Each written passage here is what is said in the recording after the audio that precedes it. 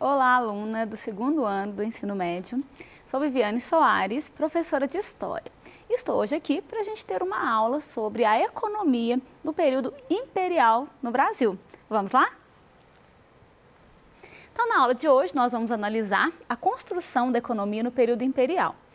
Nosso objetivo é analisar o desenvolvimento dessa economia ao longo do século XIX e compreender os fatores que contribuíram para o processo de industrialização. Contextualizando, de qual período nós estamos falando, que momento da história a gente está tratando, Então, a gente está falando do período imperial, que é um período que vai desde a independência do Brasil em 1822 até a proclamação da República em 1889. É um longo período em que a gente tem uma série de transformações no Brasil. É quando o Brasil aí começa como um país independente, começa a caminhar, principalmente nessa questão econômica. A gente vai ver aí essa definição, essa busca pelo desenvolvimento econômico nesse contexto. Vamos falar aí, então, sobre esse conceito de império, O que é o império? Bom, a gente está falando de um período em que o Brasil está sendo governado por reis, Então, nós tivemos aí, durante todo esse período, que vai de 1822 a 1889, como nós falamos, a gente tem dois reis que são descendentes diretos da monarquia portuguesa, da qual nós fomos colônia durante muito tempo. Então, a gente tem o governo de Dom Pedro I, que é aí, que está ligado à proclamação da independência, os primeiros anos de Brasil independente, e depois a gente tem o governo de Dom Pedro II, que vai estar relacionado mais ao final aí, chamado Segundo Reinado. No intervalo entre o primeiro reinado e o segundo reinado, nós temos um período que é chamado de período regencial.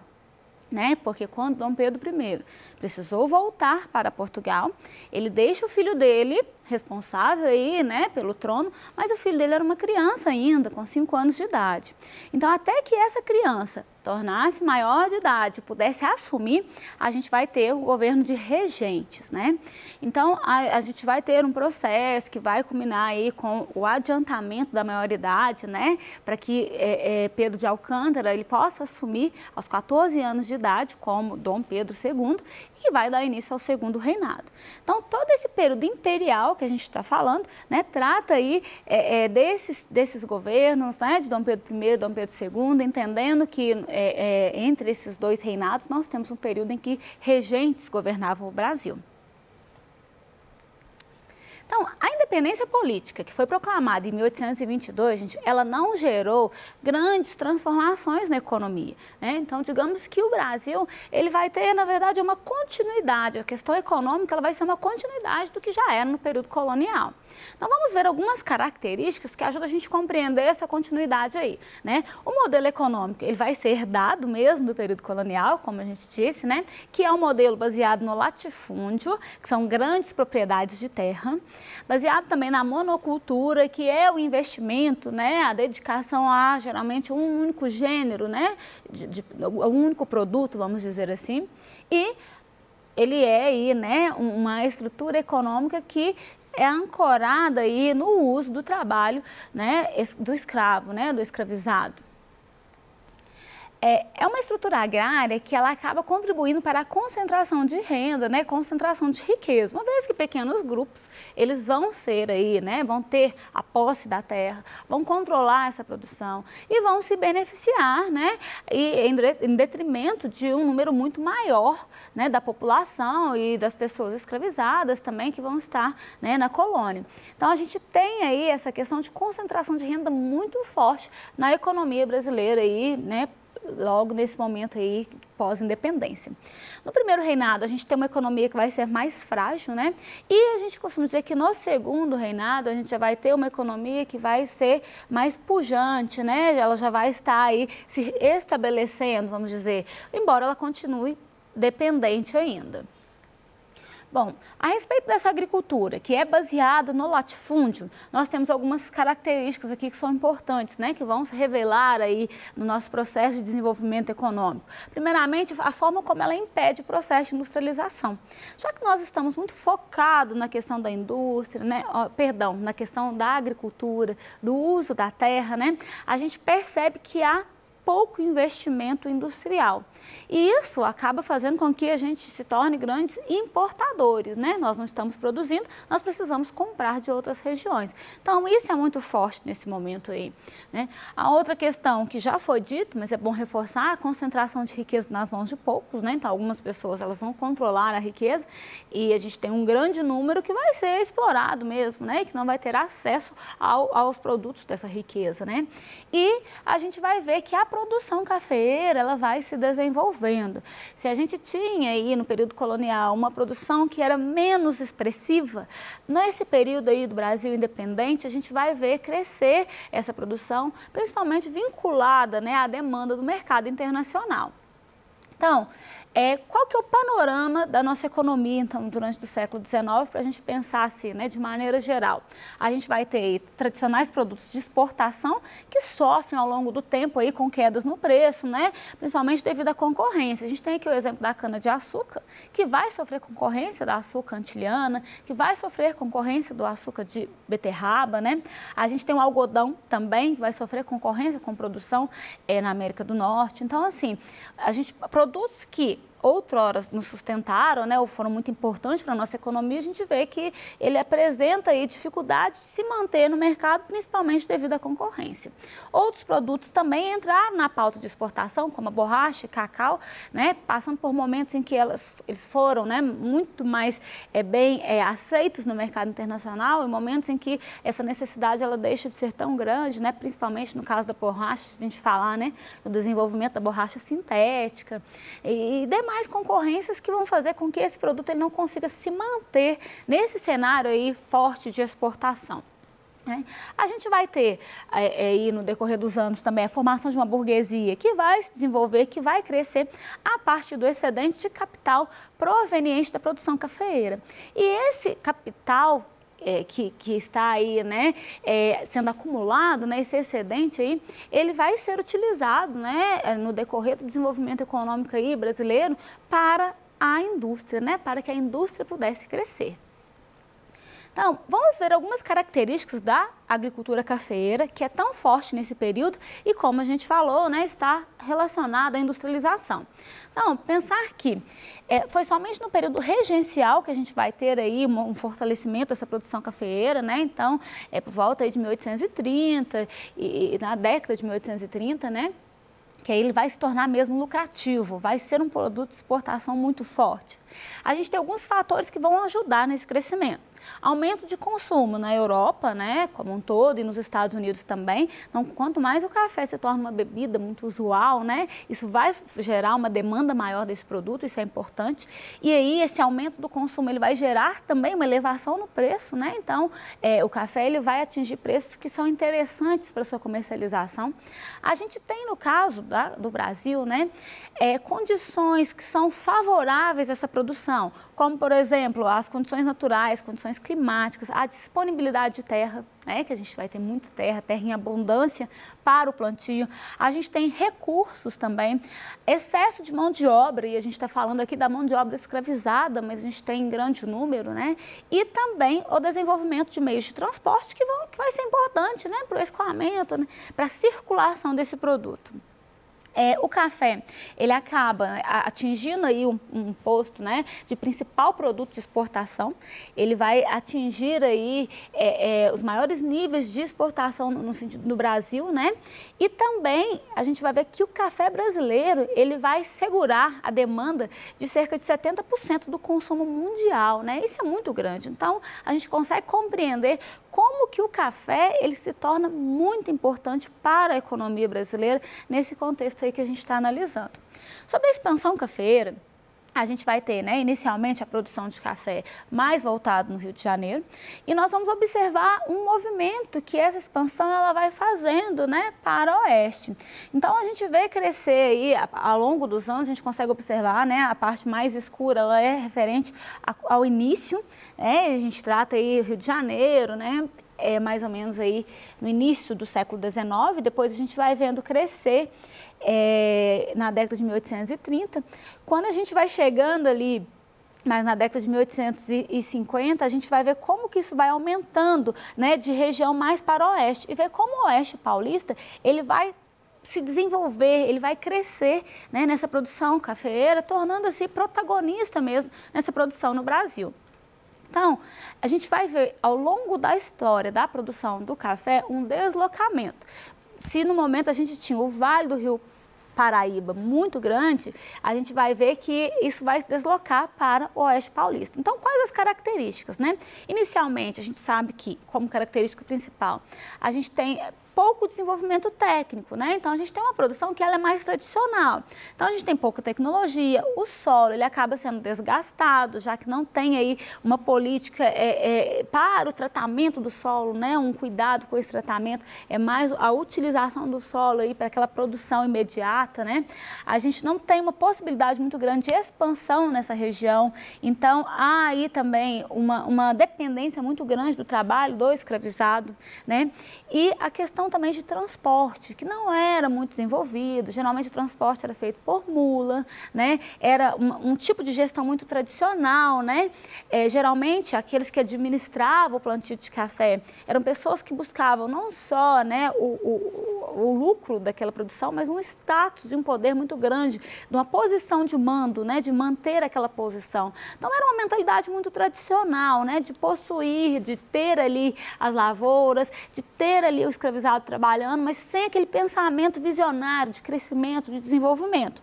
O que a gente vai ver no Oeste Paulista vai ser diferente, né? Porque a gente já vai ver a utilização de algumas tecnologias, a gente vai ver aí a questão, né, de preocupação com a qualidade da terra, né? De usar instrumentos para o beneficiamento do café, as estradas de ferro que vão crescer também, que vão ser muito importantes para esse escoamento da mercadoria. E, além do uso do trabalho escravizado, nós vamos ter a entrada aí do imigrante e o que é mais importante, né? A presença de uma mentalidade empresarial, que sempre está visando aí, né, uma maior lucratividade, uma maior organização visando essa lucratividade. Então, isso é muito importante, porque isso vai permitir uma expansão ainda maior da produção cafeeira, né, no Oeste Paulista. Bom, e a importância do café para a gente? Então, visto que nós percebemos que ele vai assumindo o posto aí de principal produto de exportação, a gente entende como que a nossa economia, ela ficou dependente do café durante muito tempo, né? Então, o café ele vai ser responsável pela recuperação econômica do império, né? Ele vai permitir uma estabilidade financeira, né? Já que a gente já havia passado por outros momentos, né? Com vários produtos aí em pauta, mas produtos que não conseguiam manter a longo prazo, né, essa estabilidade, continuação da exportação, como o café havia conseguido, né, e chegando a níveis muito importantes para a questão de atender o mercado internacional. A gente tem, com essa produção cafeeira, né, com esse crescimento, a manutenção de uma balança comercial favorável, que é a balança comercial favorável, é quando a gente percebe, né, na questão econômica que nós estamos vendendo muito mais do que nós estamos consumindo. Então, numa balança comercial favorável, é importante que a exportação que tenha peso, né? O que mais pese no país seja a exportação, né? E o que menos pese, né, a importação, ou seja, quando a gente não importa, a gente está o quê? Gastando menos o nosso capital, né? E quando a gente exporta, a gente está acumulando mais capital. Então, isso também foi muito importante. O café tem um papel importante para que a gente conseguisse, né, uma balança comercial que fosse positiva, né? Outra questão também é a abertura de vias de comunicação, de estradas, de ferro, de portos. Todo esse café, ele precisava aí, né, de uma logística para a gente entender aí como que você faria aí o transporte, como que chegaria a outros lugares. Então, nesse momento, as estradas de ferro, elas vão crescer, né? A abertura de portos também vai ser muito importante para que esse comércio, essa locomoção dessa mercadoria, ela fosse feita de uma maneira dinâmica, né, que conseguisse atender as demandas internacionais e, claro, que aumentasse ainda mais a acumulação de capital, né, para o Brasil. Outra questão aí, para a gente arrematar todas essas transformações que estão ligadas à produção cafeeira, é toda uma infraestrutura que vai sendo criada, que vai sendo organizada, né? E é uma infraestrutura que é financeira e é também comercial. Então, o Brasil, ele fica, né, mais seguro, vamos dizer assim, para lidar com as questões econômicas, né? E calcadas aí na produção cafeeira, certo? A respeito do período do processo de industrialização, que, como eu falei anteriormente, está relacionado à produção cafeeira, a gente tem alguns pontos importantes, né, que vão ajudar. São fatores, a tarifa Alves Branco. Essa tarifa, gente, ela foi criada como uma medida protecionista, né? Ela se tornou uma medida protecionista. Por quê? Ela estabelecia o seguinte, ela mexeu na questão tributária, então ela estabelecia novos valores de impostos para a importação. Então, se nós precisássemos importar algum produto que não produzimos aqui, então o Brasil não faz, não fabrica, não tem, e a gente precisa comprar. Então, a gente pagaria, teria um aumento no imposto, né, que seria de 30%. Agora, se eu fosse, né, se o Brasil fosse comprar um produto que a gente já estivesse produzindo, o imposto seria de 60%. Ou seja, essa tarifa Alves Branco, ela vai colocar uma tributação na importação. Dessa forma, ela vai dificultar a compra de produtos de outros países. E ao dificultar essa compra, ela vai acabar estimulando a produção deles aqui, né? Se está tão caro trazer de fora, será que vai ficar tão caro eu produzir? Então, começa-se a pensar nessa produção aqui no Brasil. Então, ela entra como uma medida que vai auxiliar na industrialização. Quando ela tem aí, né, uma intenção muito grande de proteger também a nossa economia. Outro ponto importante para a gente compreender é a Lei Eusébio de Queiroz. Por quê, gente? É uma lei que vai avançar na questão, né, do tráfico de pessoas da África para trabalharem de maneira escrava no Brasil, né? Então, essa lei ela vai proibir o tráfico e, ao proibir, ela torna o tráfico muito perigoso, né? E até mesmo caro, no sentido de que existiam multas, né? Existiam várias questões na aplicação da lei que dificultava muito a vinda. Então, a pessoa que se arriscava, ela gastava muito, né? E corria o risco de perder. Então, observa-se que o tráfico de pessoas para serem, né, escravizadas, ele se tornou muito perigoso e dispendioso, de forma que era muito melhor investir o capital em outras fontes de riqueza, né? Porque a gente vai perceber ao longo da história que o tráfico ele se tornou uma forma de investir capital também, mas uma vez que ele se tornou um investimento muito incerto e difícil, as pessoas vão começar a utilizar esse investimento em outros setores, como por exemplo na industrialização. Um outro ponto importante para a gente compreender esse processo de industrialização no Brasil é a figura do Barão de Mauá, né? E o Barão de Mauá, ele foi um homem muito importante, visionário, que tomou uma série de ações que buscavam industrialização, né? Então, o nome dele era Irineu Evangelista e ele fala que ele, né, ao se deparar com o desenvolvimento europeu, ele ficou desejando, né, que o Brasil também pudesse ter esse crescimento e por isso ele investiu muito, ele incentivou muito e muitas vezes ele usou dos próprios recursos para esse desenvolvimento, né? Então, ele teve ações para dinamizar vários setores, conseguiu o investimento de capital, né, estrangeiro, conseguiu aí atuar no desenvolvimento aí, né, das comunicações, melhoramentos urbanos de maneira geral e transporte. Ele atuou em vários setores, ele fala que desde a produção de chapéu até a construção de ferrovias, o Barão de Mauá esteve envolvido. Só que ele não consegue aí muita ajuda do Estado, que acaba se abrindo de novo para a importação, e isso dificulta muito, né, o que faz com que ele chegue à falência.